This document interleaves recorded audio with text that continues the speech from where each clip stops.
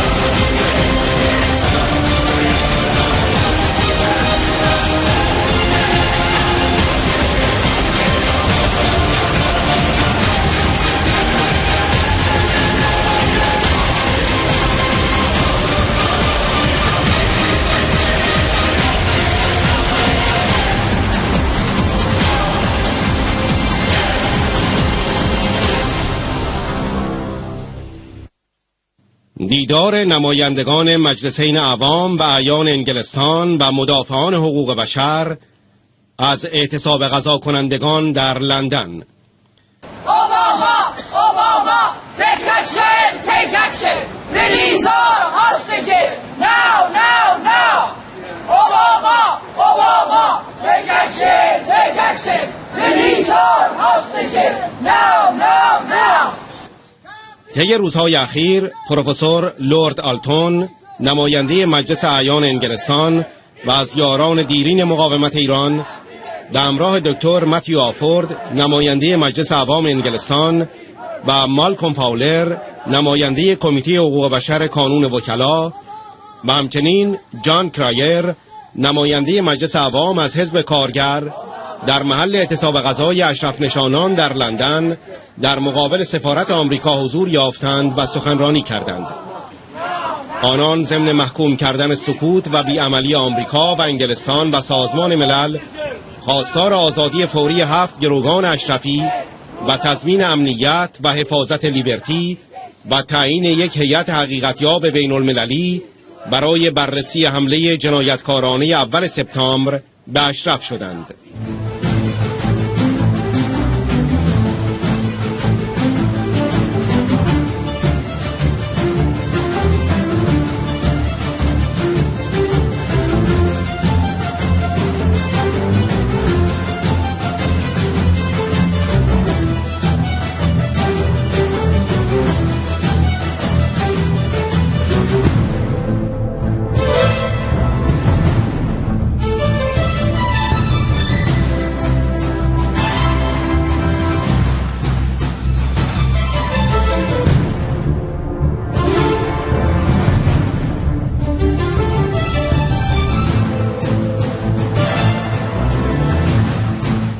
As a young MP, I was the youngest member of the House of Commons a million years ago, and I was approached by a member of the resistance asking whether I would be willing to sponsor and host a meeting at a party conference that year for the Iranian resistance. And I'm glad to say I didn't hesitate, and since then I've done whatever small things I've been able to do in supporting you in your struggle.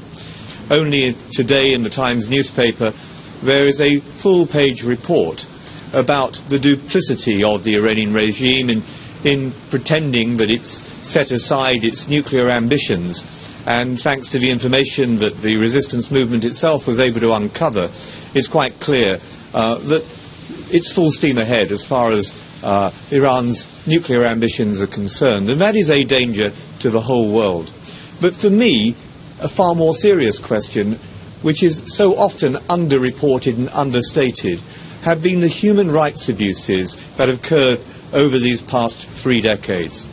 The executions publicly of people who, for social reasons, because of their orientation or their gender or so-called social crimes, who have been publicly executed because the regime does not approve of them as human beings. And primarily, members of the Iranian opposition, which you represent here, who have suffered grievously at the hands of a regime, thousands upon thousands upon thousands of people who have been executed or who have been imprisoned. So it's for those reasons that Maryam Rajavi's stand and the stand of the resistance has always appealed to me. It's not that I agree with every sentiment, every syllable, but I know what it is that you stand for. And I think there are moments when people must stand together. And that is why only today a letter will be delivered to the Foreign Secretary, to William Hague, which celebrated members of both the House of Commons and the House of Lords have signed, and they include my colleague Baroness Boothroyd, the former Speaker of the House of Commons, Lord Waddington, very distinguished Home Secretary under Margaret Thatcher, who has signed this letter, along with Alex Carlile QC, who is well known for his stand for liberty, for the rule of law, for jurisprudence itself, and, of course, for human rights. Those are just some of the people who have signed this letter, which is why I hope that those who report back to President Obama in this building will remember their own Declaration of Independence, will remember the founding documents of the United States, and will transmit what it is that you stand for here, and why people have been driven to such desperation that they would place their own lives on the line in a hunger strike. And I hope that they will transmit back to the White House and to the State Department the reality of the sacrifice that people are preparing to make. And I hope that this strike, which has now gone on for over 80 days, will rapidly be able to be brought to a conclusion. And I hope that that will happen as a consequence both of the representations to our own government, but also as a result of the messages being passed back to the United States, that a response to you about the need to free the 7 hostages, a response to you about the need to defend those living in Camp Liberty, a need to ensure that the atrocities that have occurred there and that have occurred in Camp Ashraf and that have occurred throughout Iran over these 3 decades will come to a rapid conclusion. So let me salute those of you who have been willing to give your time, your love, your care, your efforts in order to champion this great cause, and thank you for welcoming me here amongst you today. I'd like to say it's a pleasure to be here, but what we have come here today is to add our voices to the international pressure to release the 7 people from Camp Ashraf who were abducted on the 1st of September. We've come here so that the US Embassy and the US government can hear that we are continuing with the pressure to have them released, and also to protect those people remaining in Camp Ashraf. And we've come here to defend those people, to ensure that their future is secured with the help of the US and the UK and the UN by providing blue helmets on the ground in Camp Ashraf. My heart goes out to the people here today, several who are my constituents who have been on hunger strike for 80 days. So I stand and I salute you once again for the courageous efforts you are putting in to help your friends, relatives, colleagues and others in Camp Ashraf. But it's also important to think of the 7 people who have been kidnapped from Camp Ashraf. We continue that call for them to be released, and I'm pleased today that Lord Alton will be submitting the letter to the Foreign Secretary. But we will continue the pressure on the Prime Minister as well to seek the help and support of the UN to have the blue helmets back on the ground. Only this week we have heard about the Commonwealth Heads of Government meeting in Sri Lanka. Privately, several of us have been pushing for some time for an investigation into that country. The difference between Iran and Sri Lanka is that Iran is not part of the Commonwealth. But that doesn't mean that we can't keep on calling for the sanctions to remain and call for an independent investigation to see what happened in Camp Ashraf.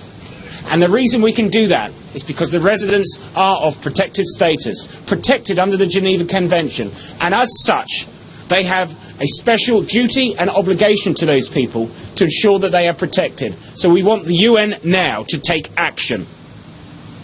Thank you. I'm here between meetings I've said it already, but the point is that they're meetings at the Law Society. I have the agreement of the Vice President of the Law Society to leave a meeting to come here. They know about all this. I cannot overstate the measure and the extent of the support that you have from my profession. Never doubt it. We must renew our efforts.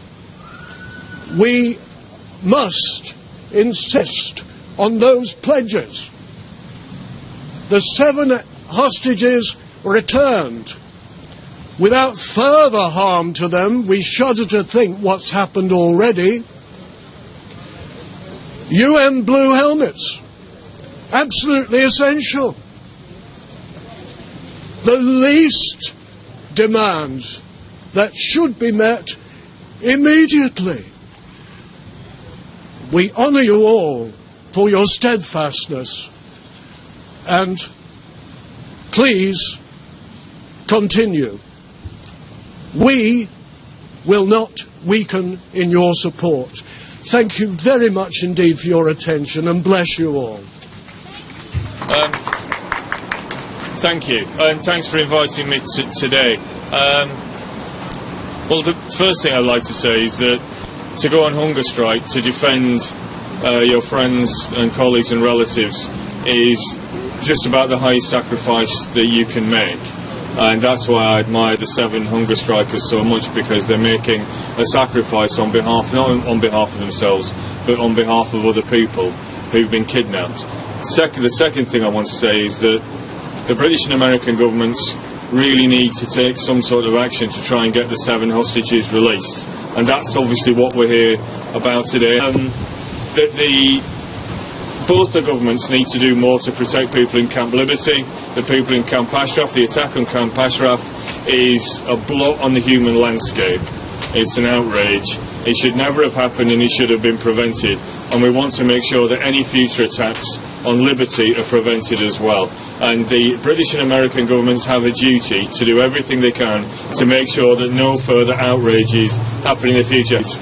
And that is that, like a number of my colleagues, when I get the chance in the future, I will do everything I can to raise this in the House of Commons with Foreign Office ministers and to urge them to take action. Thanks very much.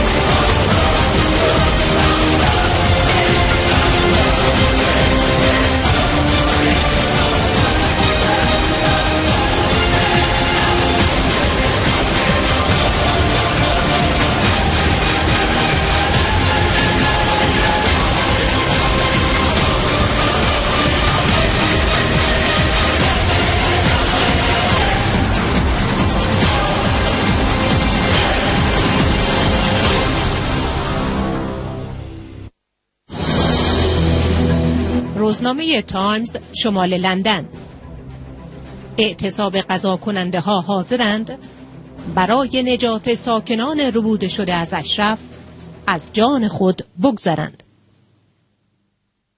اعتصابی های متحسن در مقابل سفارت آمریکا حاضرند تا حد از دست دادن جان گرسنگی بکشند تا عزیزانشان را از کشتار دیگری در عراق نجات دهند. ایرانی‌های مقیم انگلستان بیش از 80 روز است از خوردن غذا خودداری کردند. این اعتصاب غذا از اول سپتامبر شروع شد، هنگامی که 52 نفر در اشرف توسط نیروهای عراقی کشته و 7 تن دیگر به گروگان گرفته شدند. اعضای گروه مجاهدین خلق به اجبار به کمپ دیگری به نام لیبرتی رفتند. پرستار بازنشسته سوسن علی جانی به تایمز گفت خیلی ضعیف شده و 11 کیلو وزن از دست داده است. وی افزود من جانم را برای نجات جان دیگران به خطر می اندازم. نمیخواهم بمیرم، اما چاره دیگری ندارم. باید به آزادی آن گروگانها کمک کنم و دیگران را از حملات بعدی نجات دهم. سیاوش رجبی استاد دانشگاه هم به همان اندازه مصمم است که این اعتصاب را تا پایان تلخش ادامه دهد. آقای رجبی که دوستش حسین مدنی در حمله اول سپتامبر کشته شد گفت تنها چیزی که به آن فکر می کنم آن 7 گروگان و 3000 ساکن لیبرتی است. ما برای انجام یک رسالت به اینجا آمده ایم و اگر این به معنی از دست رفتن جانمان است خب باشد. من تا آخرین نفسی که در بدن دارم به درخواستم برای حفاظت از آن افراد ادامه خواهم داد. مایتا آفورد نماینده پارلمان نیز با اعتصابی ها دیدار کرد و گفت من از اینکه اعضای حوزه‌ام در اعتصاب غذا هستند بسیار نگرانم. اولویت من این است به دولت بگویم باید مداخله کند. من مایلم ببینم دولت‌های آمریکا و بریتانیا و سازمان ملل از ساکنان لیبرتی حفاظت کنند.